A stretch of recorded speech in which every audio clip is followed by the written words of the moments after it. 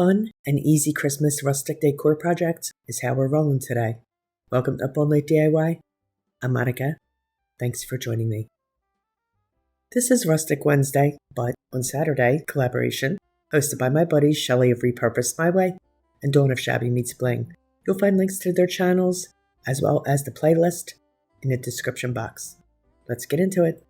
For our first project, I'm going to be using this quart size paint can, but any can will do, whatever you got on hand. Some Model Magic to make the candy canes. We'll need some Mod Podge, some white and red striped paper. My can measures an inch wider than my paper, so I added the difference onto the end. I also found this adorable candy cane label on Pinterest. I sized it and fussed around with it, a wee bit, to suit my needs in Photoshop. And I printed it out on 80 weight cardstock. To make our candy canes, I've grabbed a handful of clay and my Ceramcoat watermelon acrylic paint. I'll add some of the paint to my clay and knead it until it's completely incorporated into the clay. I also added a wee bit of a darker red, I think it was Americana Napa, to enrich the color. And I also have a small amount of red clay from a previous project that I'm going to mix in with the fresh clay. This is a wee bit messy, and it does take a few minutes, so just take that into consideration.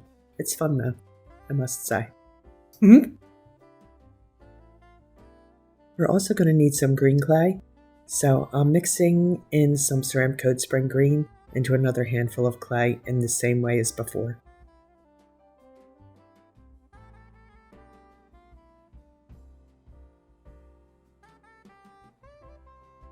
Right, so let's grab a handful of clean fresh clay.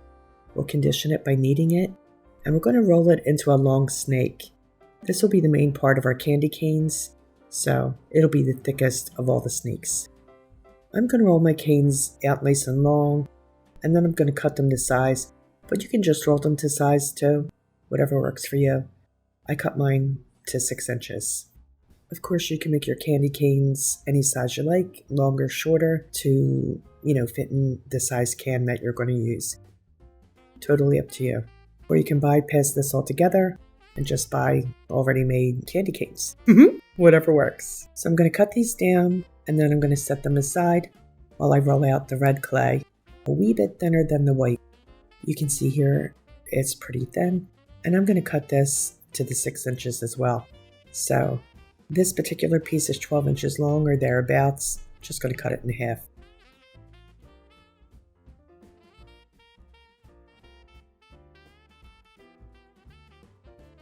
And then we'll roll the green clay a smidge thinner than the red clay, and we'll cut that to size 2. I'll attach the green clay to one side of my white snake, and then another green snake directly opposite. So you can see I'm kind of lining it up as best as I can to get them opposite one another.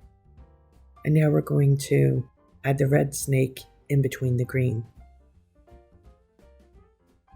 And we'll add that other piece in that other space between the green. There we go. Now we're just going to roll this a little bit to make sure that all the clay is stuck together. Holding the ends, I'm going to gently twist the clay to give us that candy cane swirl, twisting one end towards me and one away from me. And then I'm going to roll it again on the table, just to make sure that that swirl stays in place. I'm going to chop the ends off so that they're uniform. And I'm going to save those little pieces. We're going to do something with those. Nothing goes to waste. We're going to use those in another project. I give it the bend at one end to form the cane, and I'm going to make 2 more just the same, and I'll set these aside to dry. I'll take those end bits, and I'm going to roll them into wee snakes, curl them up on themselves to create tiny little candies, and I could use these in a future project at some point. Stuff like this is always good to have on hand as filler. You know what I'm saying? Meanwhile, let's work on the can. To add a little bit of distressing to the can, I'm going to paint this top ridge here with some raw sienna. This is just regular old craft paint. It's Americana brand. And while the paint's still wet, I'm going to shake some cinnamon onto it to give it a little texture to make it look like rust.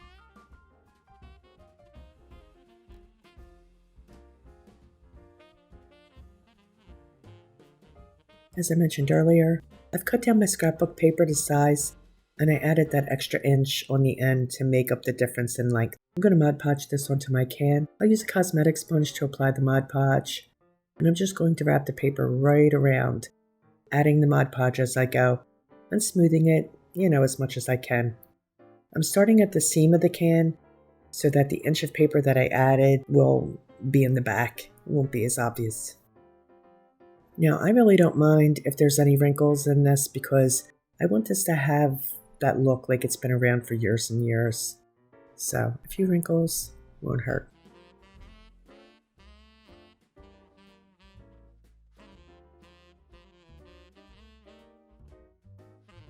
I pounce a top coat of Mod Podge on it while I'm at it. While we're waiting for the can to dry, let's add some distressing to our label. I'm going to hit the edges with some red ink. Again, I'm adding this with a cosmetic sponge, just dabbing it along the edge, here and there, anywhere I think it might look good. Now, I did spray this with some clear matte sealer because I have an inkjet printer and the Mod Podge will smear the ink otherwise. So be sure if you have an inkjet printer and you're going to use Mod Podge that you spray your graphic with either clear matte sealer or hairspray will work too. I'm also adding some of Tim Holtz's Distressing Ink in Vintage Photo along those edges, and I'm going to add some to the label itself. This will add some nice aging effect. I'm going to use that Vintage Photo ink to distress the can as well. I'm focusing mainly along the top edges and lightly kind of all over the place. You know what I'm saying? Just to give it a wee bit of a, grungy look, faded look, whatever you want to say. You feel me. To distress this even further, I'm going to dip a craft toothbrush into some water and then into some Bittersweet chocolate paint to add sprinkles. I do this by running my thumb over the bristles, allowing the paint to spray over the can, and I'll sprinkle the label too. I should have did this after I attached the label, but it all worked out in the end, right? I'll fix the label using FabriFix Fabric Glue because I printed the label on an 80-pound cardstock. So this is really heavy. I want to make sure that it really stays in place. Just going to center it and hold it in place for a moment or two. Once I'm sure that it's well adhered, I'm going to add a top coat of Mod Podge to the label, just so everything matches. Our candy canes have sat overnight and they are well dry. So I'm going to add a top coat of Glossy Mod Podge to protect these and also to give them that glazed look that a real candy cane would have. Again, I'm just pouncing it on with a cosmetic sponge. You could use a brush too, however you'd like to apply your Mod Podge. To give the candy canes a wee bit more of a rustic look, I'm going to lightly rub some of the vintage photograph ink on them using the same cosmetic sponge, just ever so slightly. Everything is ready. All I have to do is add some of these holly berries and place those in my can. I'll add my candy canes, and I made a little sign that says 5 cents. That's going to go in there too.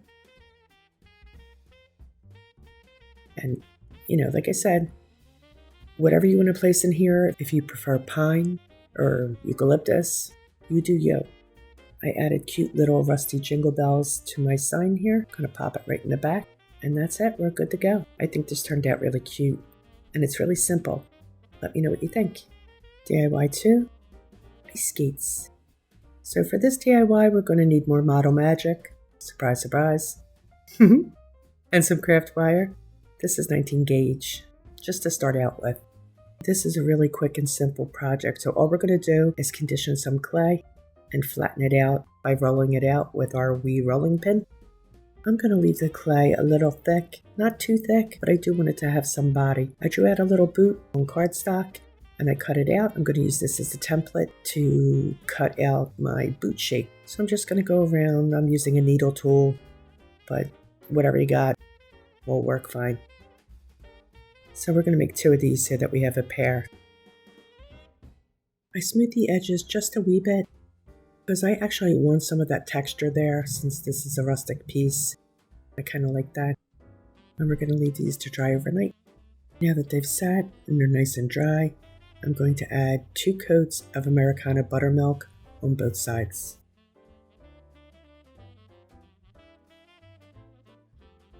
I'll add some aging and distressing to the boots with Josonia Fruit Wood Gel Stain. I'm just going to spread it on and dab it off with my paper towel until I get the color I like. I cut 2 lengths of 10 inches from my 19 gauge wire. We're going to add these later to make blades, but right now I'm going to use them to poke holes for the laces in my skates. So I'm going to poke 4 holes right along the front of the boot.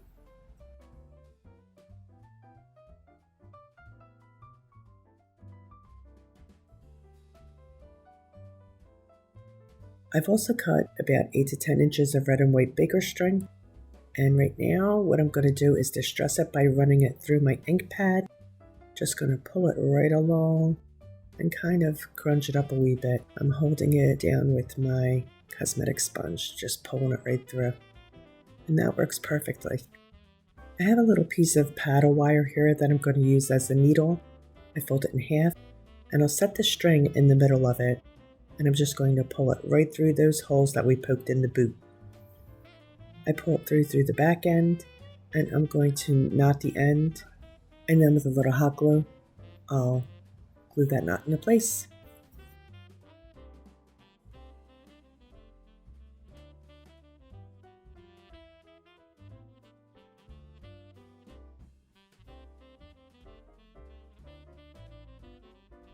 I'm going to wrap the lace up and around the boot, going through the back end of the skate and pulling it through the front. And when I get to the top, once again I'll knot the end and glue that into place.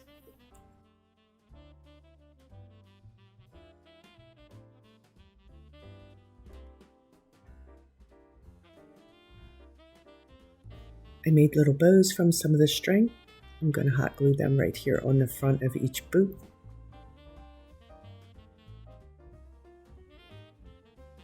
I'm going to pounce a top coat of Mod Podge on to seal it, and I'm going to sprinkle a little bit of sugar glitter right here along the bottom of the boot. I think that'll be cute. Looks like, some of the ice has kicked up onto our ice skate.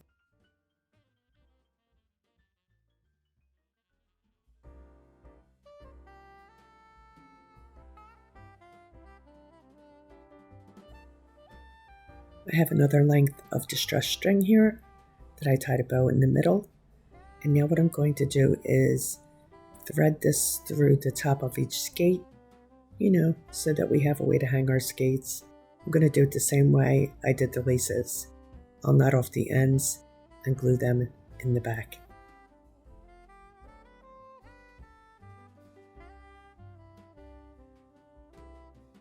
To embellish, I'm going to glue some rusty Jingle Bells right in the center of the bow on the front of the skate. Cute, cute, cute. Let's grab those wires and make us some blades. I'm going to wrap one end of the blade wire around my paintbrush here to give it that curve that I need. And that looks good. I'm going to use needle nose pliers to curl the other end into a swirly curl so that the back of the blade has a little extra something. I'll attach the blade wires to the back of the skates with hot glue. Just hang on there for a moment until it dries.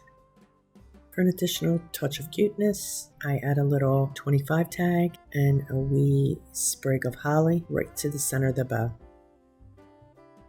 Really simple, cute, and fun. How cute would these be on a package, not to mention hanging on your tray? Our final DIY for the day are these really cute vintage style diorama assemblages. I grabbed a couple of these boxes from the Dollar Tree. They measure 5.5 square. I'm also going to use 2 of these Dollar Tree cubes. I found these beautiful vintage snow people on Pinterest, so I sized them in Photoshop and printed them on cardstock. They'll be the main focus of our little diorama assemblage. I'm going to give each box a really loose coat of Americana aloe green. I also paint the wee cubes as well with the green. I don't mind if the paint coat is not solid, because we're going to stain it anyway. I want it to have that distressed look.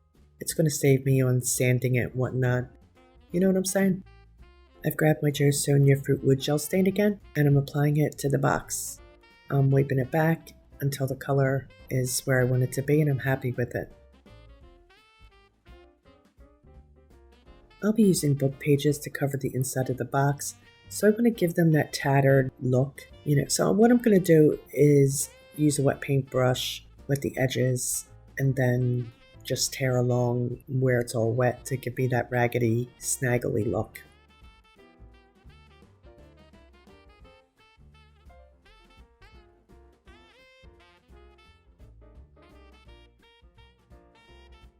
I'm going to tear another book page into 4 pieces so that I can use these on the inside edges.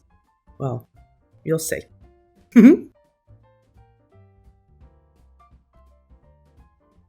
I've come in and distressed the edges of the paper with that vintage photograph ink again and a wee bit of black ink too.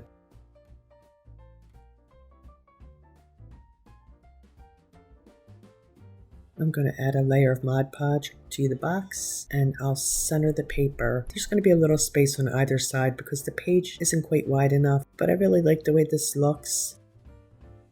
Once I get this in here and the 4 sides done, I'm going to Mod Podge on top of it, to make sure it stays in place and to give it a protective coat.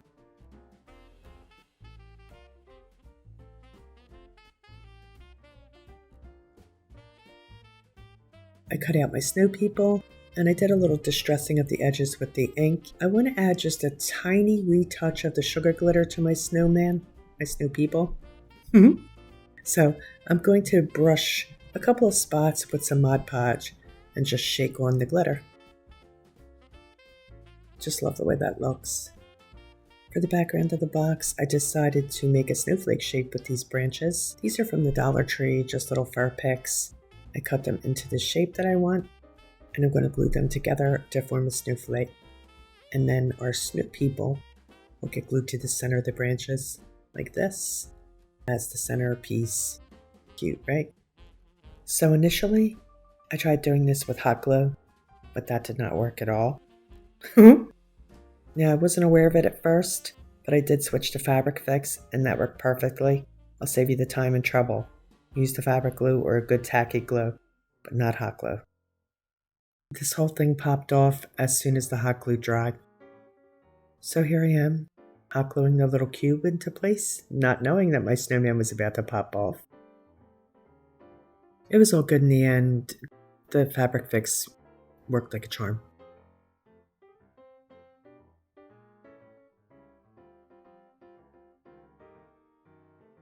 I also used the fabric glue to affix the grubby snow to the bottom of the box. I made the grubby snow from polyfill, and I just sprayed it with this pump dye that I had, but watered down acrylic paint would work too. Once I get this snow into place, I'm going to glue a couple of Jingle Bells to that little wooden cube. I'm using E6000 and a touch of hot glue. And then I'm going to attach a bigger rusty Jingle Bell on the other side in front of the snow. I'll add this sweet sign that says Glad Tidings to the top of the box of this guy. And I'm also going to add some silver flakes to the grubby snow just for a little extra bling. I just sprinkled some of them on there. These are like, gold foil, but in silver. So I just pushed them in there. Once they were in there, they stayed. I'll assemble our snow lady the exact same way, but her sign will say comfort and joy. Let me know what you think.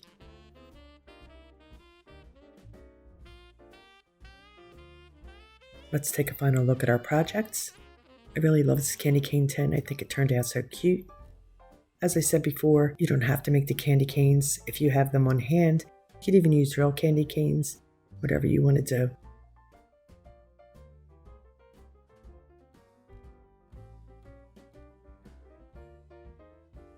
I wanted to mention too that you'll find links to printables for this label and also for the snowmen that I used in the third project.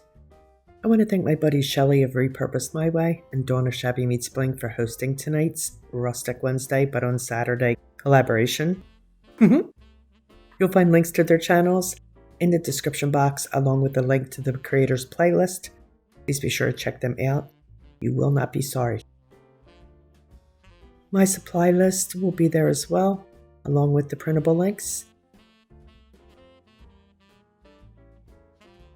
Please like, share, comment, and subscribe, and all that good stuff. Stay creative, my friends. Thanks for hanging with me. See you next time. Up all night with Monica.